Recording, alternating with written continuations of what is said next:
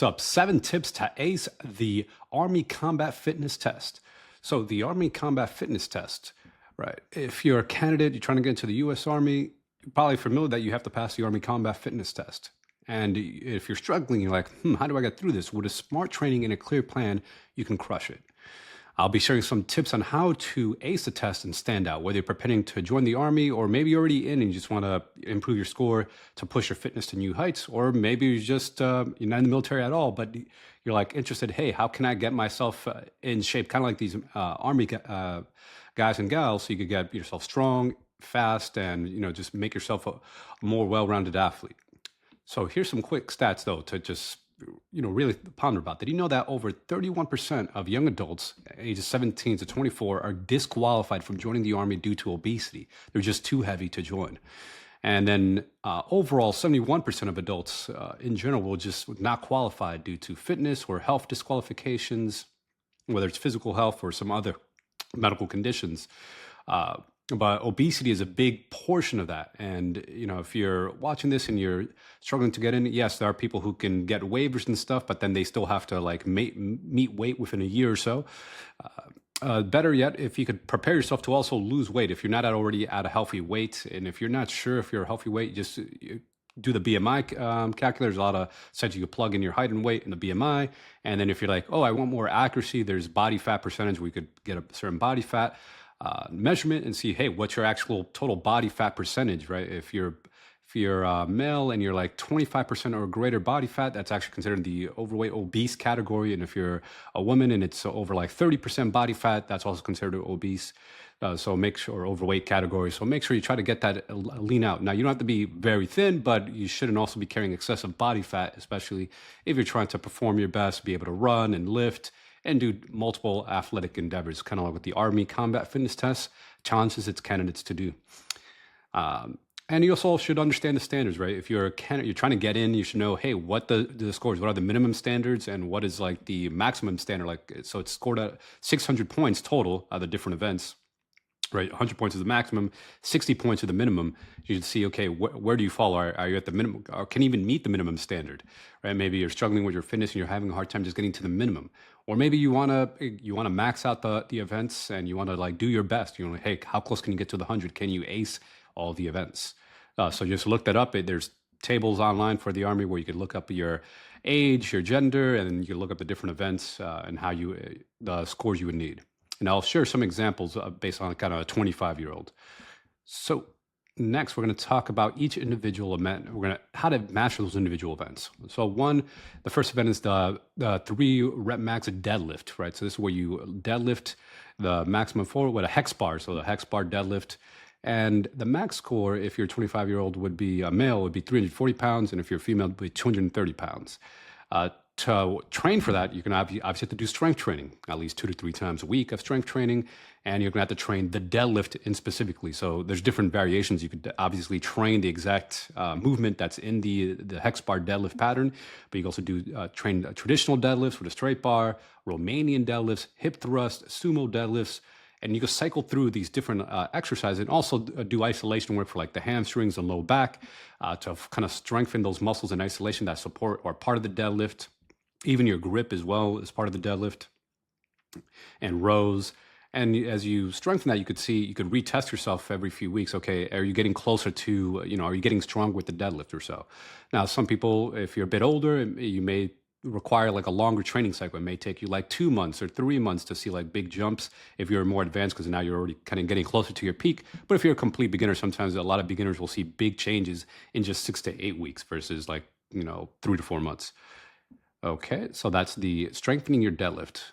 The next event is the standing power throw. This is where you're required to like take a medicine ball here and throw it backward and overhead. So it's a 10-pound medicine ball, and it's a test of your power. And the way to improve your fitness for power, you have to do exercises like kettlebell swings. You could obviously practice the event itself, like just do a medicine ball tosses. So you throw a medicine ball. There's like a wall ball variation, throwing the ball behind you, throwing the ball forward, squat jumps, power cleans. You're actually training the whole chain. Upper core and lower body is very important, especially for the power throw, because it's actually like a power test So you strengthening the whole chain is going to be very beneficial. So hip and leg drive, but also upper body strength as well. So push, press, power clean, very important there. And then if for the max score for a 25-year-old male would be 13 meters distance at the ball's covered, and for a female would be 8.5 meters. The next test would be the hand release push-ups. This is where you complete as many hand release push-ups as possible in 2 minutes. Measures your upper body strength and core strength, because you have to have a good core to keep good form while you're doing the hand release push-up. To strengthen this event, you just obviously you could train hand release push-ups, but also train push-up variations, your standard push-up, narrow push-up.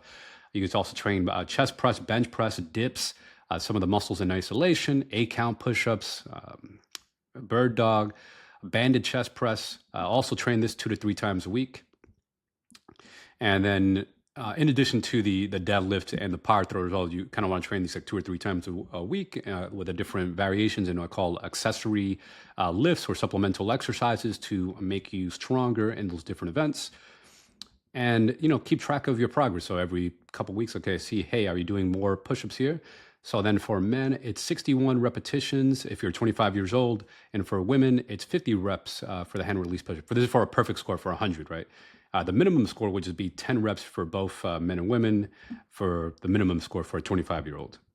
The next event is a sprint, drag, and carry. This is where you conduct a 5 by 50 meter shuttles for time and a little events. So it starts with a sprint, a 25 meter there and back. That'll be the 50 meter. A drag, a 90-pound sled, a lateral shuffle or lateral sprint where you're kind of shuffling sideways. Carry 2 40-pound kettlebells, and then another sprint of 25 meters there and back for a total of 250 meters.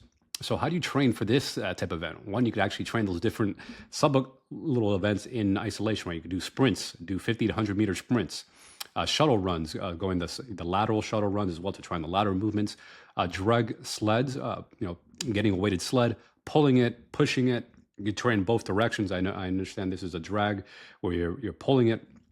You could train both push and pull of the sled. You could also then, for the carry, do farmer's walks where you just carry heavy weights. You could obviously train the exact weight that they use in the test, but you also go a little heavier. For example, carrying 45-pound dumbbells or kettlebells, or carrying 45-pound plates. Or if you even want to be more intense, you get like loaded barbells as well. So there's different ways to train these subcategories of the event, but you could train them all in like a circuit, like in a little obstacle, the way they set up here for the test. And then you could test yourself and see you could reduce your overall time of performing each of the events. But definitely training short sprints is going to help. And then include doing this like, at least once or twice a week. And you're looking like a 5-day training week schedule, by the way. You're going to be training strength. You're going to be training speed, endurance, powers. You're going to be training multiple attributes, which is going to make you a well-rounded soldier when you're in the Army, or if you're already in the Army, improve your scores and make you fitter. And if you're just someone who's just interested in general athletics, is also going to be making you a well-rounded athlete. So for men who are 25 years old, the time to complete a sprint, drag, carry event would be, for 100%, for perfect score would be 1 minute, 25 seconds. And for women would be 1 minute, 50 seconds. The next test would be the plank. You want to maintain a proper forearm plank position for as long as possible. So exercise to improve the plank. Obviously, you could practice the forearm, straight front plank, but you could also practice straight arm plank. There's plank variations, side plank, reverse plank. You could also practice pull-off presses, Russian twist to strengthen your core. So there's different bird dog, dead bug. There's different core exercises you could do to supplement your core training. So plank is, again, a measure of your core. So you just do additional core extra in addition to the plank itself, of course. And then you could test yourself to see, hey, how's your progress progressing over time, every 2 weeks, every 4 weeks. So for men who are 25, perfect score will be 3 minutes and 35 seconds. And for women, the perfect score will be 3 minutes and 35 seconds. So that's impressive for anyone to be able to hold the plank for over 3 minutes here. And if you're below that, you could, obviously you improve your core strength to try to get there. And then the minimum standard would be 1 minute, 25 seconds for both genders for a 25-year-old. And then the next event would be the 2-mile run test. So this is a test for speed and endurance. So yes, you got your speed from the sprinting that was kind of measured before, but now this is like that endurance speed. Can you maintain it for a whole 2 miles? So this is endurance, what we call distance running, essentially. So to really get better at running, you want to run at least 3 times a week, but even better would be 5 times a week. Now, I understand if you're busy, you have a very busy schedule, you could combine the run and the lifting together. And it's definitely doable. Just you have to make sure when you do your strength training that you're not training like a bodybuilder, doing high volumes of sets. It's going to take so much time because then it's going to obviously reduce the time you have to run. So with strength training, I recommend training intelligently, doing single set training to fatigue, call it single set training to failure. So you could train the muscles exhausted, and that should only take you to 20, 30 minutes. Even if you're doing like a full body workout, doing, upper body, core, lower body, it should only take you up to like 30 minutes if you do single set to fatigue. And then you could pair that with the run. So then you could get 30 minutes of strength training plus 30 minutes of running or so. And that way you could train for both strength and endurance. And then you could also add more cardio days or even additional strength days for like maybe lagging body parts. Maybe you notice that your core is particularly weak, so you need to work up on your plank strength. Or maybe you notice that your deadlift is very weak, so you have another extra special day or two to really just working on your deadlift strength, all right? So when you train in a smart way, you could actually now allocate your time, because obviously time is a very limited resource, to see, okay, how can you allocate your time to work on a weak events? And if you notice that the run's your weak event, then I definitely recommend spending more time with the run. Now, if you're already a strong runner, you could already ace the test, you could probably get away with just maintaining your run fitness with just 3 runs a week. So anyhow, now for run specific, I know a lot of people struggle with the run. A lot of people actually get injured with the run as well. As physical therapists, I've worked with people who've got injured, particularly with the running and just straight ahead running. So for running to get faster, one, you want to do speed workouts, at least 2 speed workouts a week, things like track repeats, tempo runs, hill workouts. One of my favorite speed workouts is actually repeat 400 meter, which is like 1 lap on a standard track, a quarter mile, or repeat 800 meters, which is a half mile. And you can repeat that for a couple rounds, maybe 4 rounds, 5 rounds, etc. To build up your speed. You want to go target towards your target pace. So you just, hey, what's the splits you want to do? Let's say you want to run a 7 minute per miles pace. Then you could divide that for the quarter mile and the half mile respectively. Or if you're thinking of the 2 mile, let's say you want to run the 2 miles in 14 minutes, and then you break it down to the smaller distances there for your interval training. And you also want to do at least a long run, right? Even though it's a 2 mile run, you still want to do at least 1 long run a week. This is where that long run is very important for improving your aerobic fitness, your body's ability to use oxygen for fuel to help you burn fat and your aerobic metabolism. So typically you double the distance. So let's say it's a 2 mile run event for the Army Combat Fitness Test. Think about either doing a 4 mile run or a 6 mile run at least once a week, so you could really improve your endurance. Even though you're just training for the event, which is a 2 mile run, this is actually going to make it so when you do the 2 mile run, it's going to feel a lot easier on your body. Again, if it's possible, I do recommend doing 5 days a week. But if you're already very fit, like you could already easily ace an event, 3 days a week is fine. But if this is a week event for you, like the run, which is probably a lot of people have a hard time with the run, really training 5 days a week. Or if you just want to get a perfect score, you're like, okay, I know I could pass the test, but I really want to get a perfect score. 5 days a week is really going to make you a stronger, faster runner. And then obviously you could do the strength training to help prevent injury, and the strength training obviously to help you with the other events in here, like the core strength test, the plank, and the push-up test, and the deadlift, and even the ball throw. So for men who are 25 years old, the perfect score would be 13 minutes and 27 seconds. And for women would be 15 minutes. And the minimum score for a 25-year-old male would be 22 minutes. And for women, it would be 23 minutes, 15 seconds for a 25-year-old. So I just covered all the events here. Hope you found this useful. If you're struggling with your fitness, maybe you're trying to get into the Army, or maybe you're already in the Army, you're like, hey, how can I improve my fitness?